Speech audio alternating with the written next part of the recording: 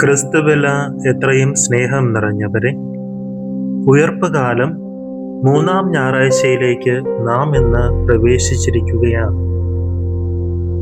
വിശ്വാസികളായ ഏവർക്കും ചിലപ്പോഴൊക്കെ യേശുവിൽ നിന്നും സഭയിൽ നിന്നും അകന്നു പോകണമെന്ന് തോന്നാറുണ്ട്.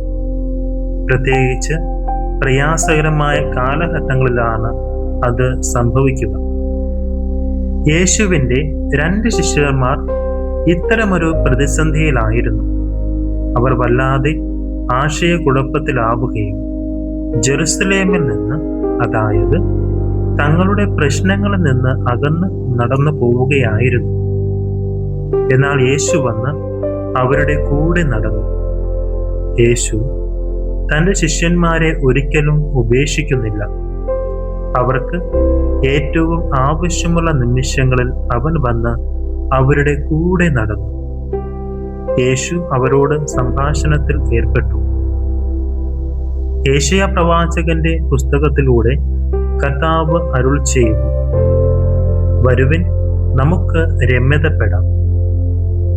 അവർ പറയുന്നത് കേൾക്കുവാൻ ക്രിസ്തു അതിയായിട്ട് ആഗ്രഹിക്കുന്നുണ്ട്.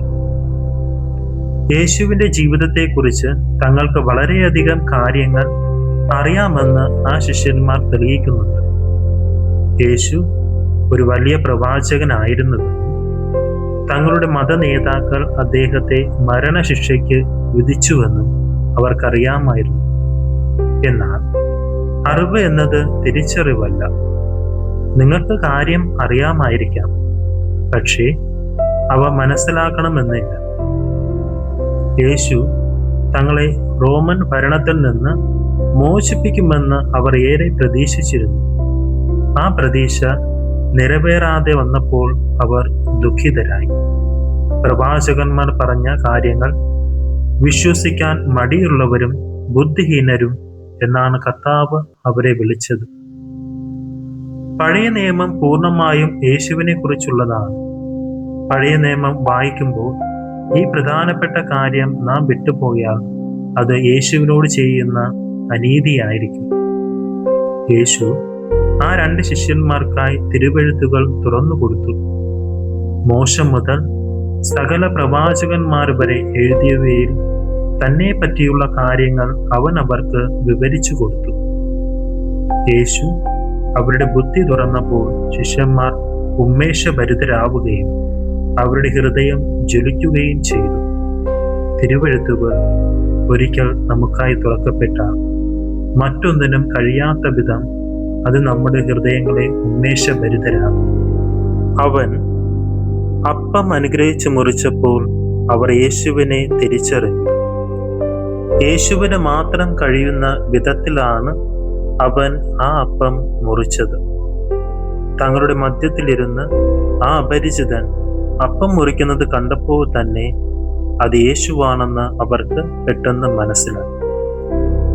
അവർ ഉടനെ തന്നെ തിരിഞ്ഞ് ജെറുസലേമിലേക്ക് മടങ്ങിപ്പോയി. ഇതൊരു വലിയ മാറ്റമായിരുന്നു. ആത്മീയ ഉണർവ് ലഭിച്ച വിശ്വാസികൾ സഭയിലേക്ക് മടങ്ങി വരുന്നുണ്ട്. ഉന്മേഷം വീണ്ടെടുത്ത ആ 2 ശിഷ്യന്മാരും തങ്ങളുടെ അനുഭവം പങ്കുവച്ചു. യേശുവിൻ്റെ മരണത്തിൽ ഒരു കാലത്ത് ആശയക്കുഴപ്പത്തിലായിരുന്ന സഭ ഇപ്പോൾ അവന്റെ പുനരുദ്ധാനത്താൽ ആശ്വാസം കണ്ടെത്തുന്നു. ജെറുസലേമിൽ നിന്നുള്ള അകന്നുപോകലായി തുടങ്ങിയ യാത്ര ജെറുസലേമിലേക്കുള്ള മടക്കയാത്രയായി അവസാനിക്കുന്നു. ഇത് 2 നടത്തങ്ങളുടെയും ഒരു വലിയ മനമാറ്റത്തിൻ്റെയും കഥയാണ്. നാം അകന്നു നടക്കുന്നു. യേശു നമ്മുടെ അടുത്തേക്ക് നടന്നു വരുന്നു. പിന്നീട് നാം ഒരു തിരിഞ്ഞു നടത്തം നടത്തുന്നു. നമ്മെ നന്മയിലേക്ക് തിരിച്ചുവിടുന്നതിനായി നമുക്ക് ദൈവത്തോട് ആത്മാർത്ഥമായിട്ട് പ്രാർത്ഥിക്കാം. ക്രിസ്തുവിൻ പ്രിയരെ, ചിലപ്പോൾ നമ്മൾ ഒറ്റയ്ക്കാണെന്ന് തോന്നാം. നമ്മുടെ ജീവിതത്തിൽ നാം എല്ലാവരാലും കഷ്ടതകളും ദുരന്തങ്ങളും നേരിടുന്നവരാകാം. ഒരു ജോലി നഷ്ടപ്പെട്ടവരാകാം, അല്ലെങ്കിൽ ആരോഗ്യ പ്രശ്നങ്ങൾ നേരിടുന്നവരാകാം, അല്ലെങ്കിൽ പ്രിയപ്പെട്ടവരെ നഷ്ടപ്പെട്ടവരാകാം, അല്ലെങ്കിൽ ഒരു ബന്ധം അവസാനിപ്പിക്കാം, അപ്പോൾ ജീവിതം മുറിവേറ്റു പോകും. ഇത്തരം കഠിന സമയങ്ങൾ നമ്മുടെ വിശ്വാസത്തെ കുലുക്കും. ദുഃഖത്തിന്റെ രഹസ്യം വിശദീകരിക്കാൻ ഏറ്റവും പ്രയാസമുള്ളതാണ്. ഇതാണ് നമ്മുടെ ജീവിതം, ഇതാണ് മനുഷ്യന്റെ അവസ്ഥയും. എന്നാൽ എമാവുസിന്റെ കഥ നമ്മുടെയും കഥ കൂടിയാണ്. അത് നമ്മെ ഓർമ്മിപ്പിക്കുന്നു, നാം ഒരിക്കലും ഒറ്റയ്ക്കല്ല. ദൈവം എപ്പോഴും നമ്മെ ജീവിപ്പിക്കുന്നു. പരീക്ഷണങ്ങൾ വന്നാൽ അവൻ നമ്മുടെ ശക്തിയാണ്. ഇല്ല, നാം നമ്മുടെ കുരിശ് ഒറ്റയ്ക്ക് ചുമക്കുന്നില്ല.